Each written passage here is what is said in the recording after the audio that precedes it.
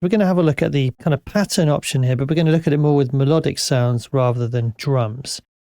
So let's just dive into the Apple loops and let's go instrument and let's choose a piano sound. I'm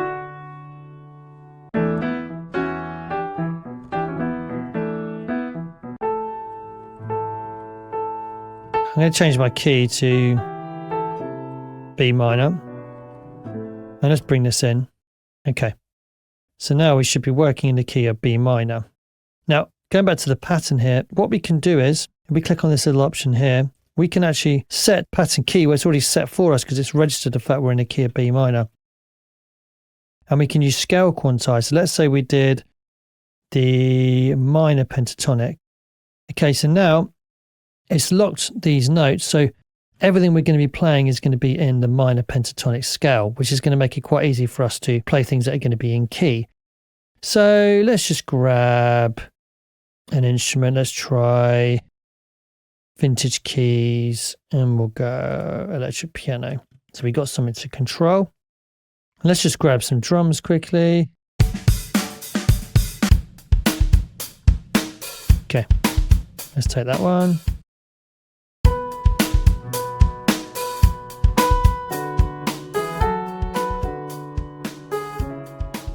Okay.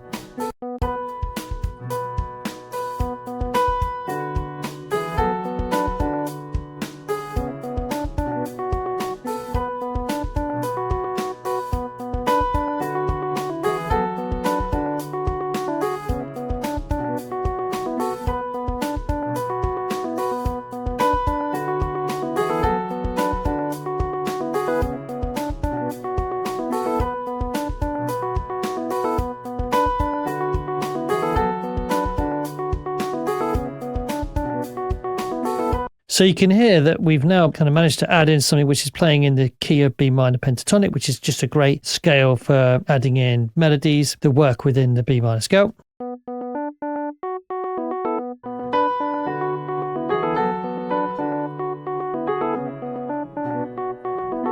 Obviously, it's a little bit repetitive and maybe not quite in keeping with the piano, but you can apply this to your own music. So it's more just the concept of scale locking the sequencer and using it in a melodic sense to create sequences that really work nicely musically. And especially if you're not someone who's too au fait with kind of music theory, it can really help you still create coherent musical ideas. Okay, let's have a look at another idea with the step sequencer. Okay, so we've got another empty sequence set up here. I'm going to come across here and I'm going to go genre, tech house, instrument, drums, and I'm going to look for a beat. Now I found one earlier which I thought could work. Yeah, let's try that. Okay, so we'll create a little loop. And now what we're going to do is we're going to come across to here and we're actually going to create our own custom scale. So I'm going to click on this MIDI input, and this is going to allow us to actually use the MIDI keyboard to play in notes.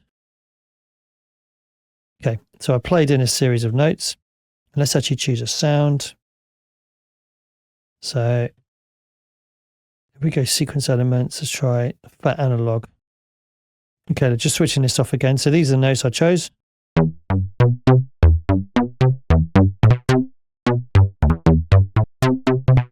Okay, so now we've got a way of creating a pattern only using those notes.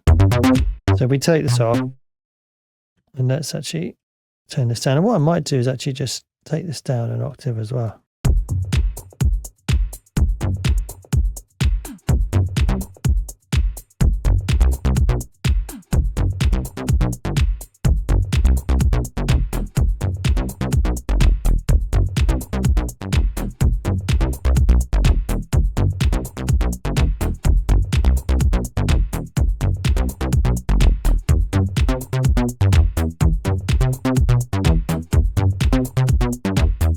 Trying to work out which octave to have it in.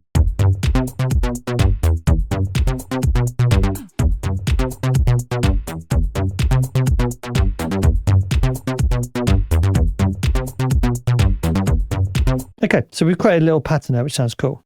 Now, in addition, we can use this to create automation lanes. Now, we can do this by clicking down here, and we can say automation, ES2, come down and find the correct filter cutoff or whatever it is we might want to work on. Or we can again use this MIDI input.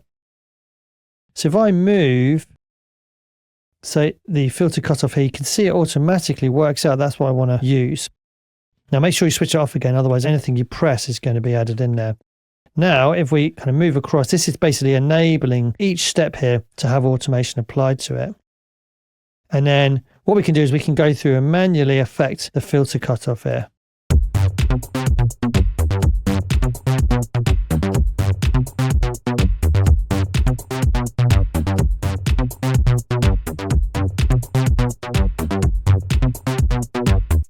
Turn up the resonance a little bit. I might try it down an octave again, in fact.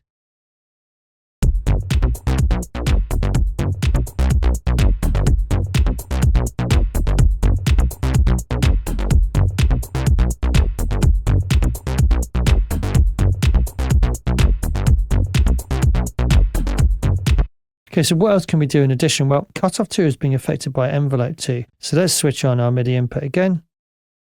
And let's use the attack time here.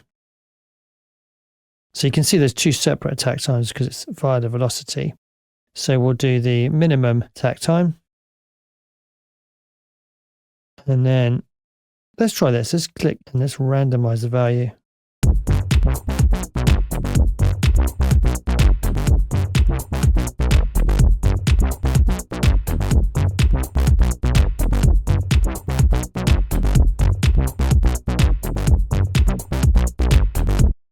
It's maybe a little bit too much, but let's bring this back down again.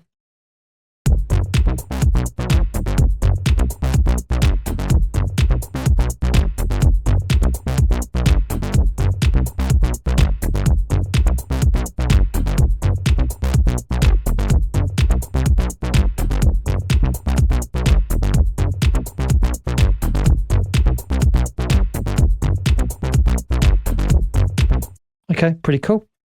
Okay, so let's just close these down. Now, another way we could approach this is by using the smart controls. Let's say we did decay.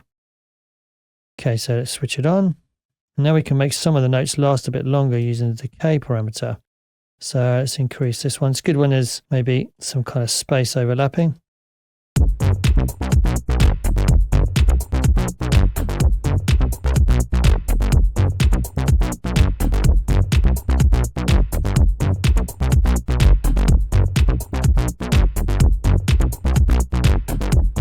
Okay, let's do one more. Let's do the decay time on the envelope as well, envelope 2. So this is affecting the filter. And let's drag that across. And let's just go ahead and randomize this value.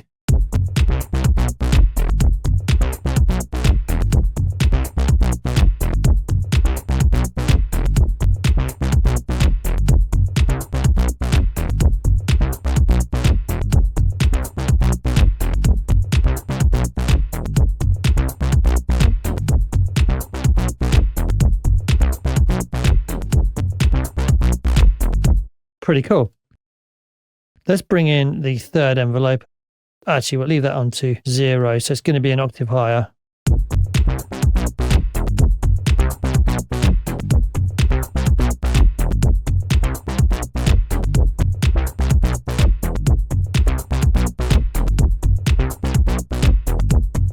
Just to give us a little bit of a kind of higher pitch element working there as well. So hopefully you get the idea here that you can use a step sequencer for creating especially kind of like arpeggiated melodic passages. And by then using the automation lanes, you can create some really, really in-depth automation, which can really help you bring your sounds to life. Now, I've just kind of touched the surface there. There's all kinds of things you can do. Often it's going to be your usual suspects like your filters and your envelopes and things like that. They're going to really make the sound come alive in the most obvious way, but there could be other things that you could use as well. Okay, so remember we covered in this video, you can come to this menu and you can choose pattern key and scale quantize. Alternatively, you can use the MIDI input and you can set the notes you want to use. And that's what I did in this last example. I just played the notes with the MIDI input on and it gave me rows or lanes for each one of those notes. And then once we did that, I added something in. And then whenever we click on this and we move a parameter, it's going to pop up in our list here. And then we can go through and enable each one of our steps and then create an automation value for that step for that parameter. Okay, so let's head on to another Logic MIDI tip. So I'll see you in the next video. Thanks for watching.